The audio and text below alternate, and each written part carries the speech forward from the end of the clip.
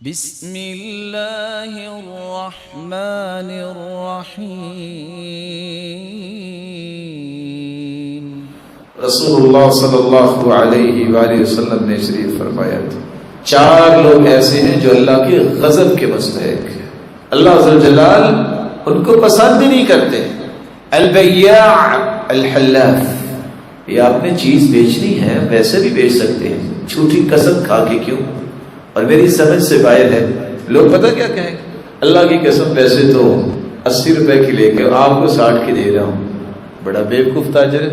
کبھی ایسا بھی ہوا کہ 80 روپے کی لا کے 60 کی دے؟ یہ کیسے ہو گیا؟ جھوٹی قسم کھانے والا۔ اور دوسرا انسان والفقیر المختال، ایک بندہ فقیر ہے پھر بھی اکڑ اس کی ختم نہیں ہوتی، بھی اکڑ تو اس میں آئے جس کے پاس مال و دولت ہے، سمجھ آتی ہے شیطان کا تسلط آ گیا، تیرے پاس تو کچھ ہے بھی نہیں، تجھے تکبر کرنے کا کیا معنی ہے؟ اور تیسرا وہ شیخ الزانی، بوڑھا ہو گیا ہے زنا پھر بھی نہیں چھوڑتا۔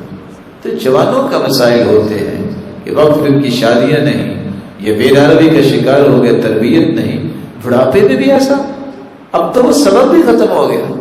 والامام الجائر، بادشاہ اور ظالم، اللہ اس کو پسند نہیں کرتا۔ کیوں؟ ظلم تو کرتا ہے انسان بڑا بننے کے لیے، تمہیں تو اللہ نے بادشاہ بنا دیا، اور کیا بننا ہے؟ سبب ختم ہو گیا۔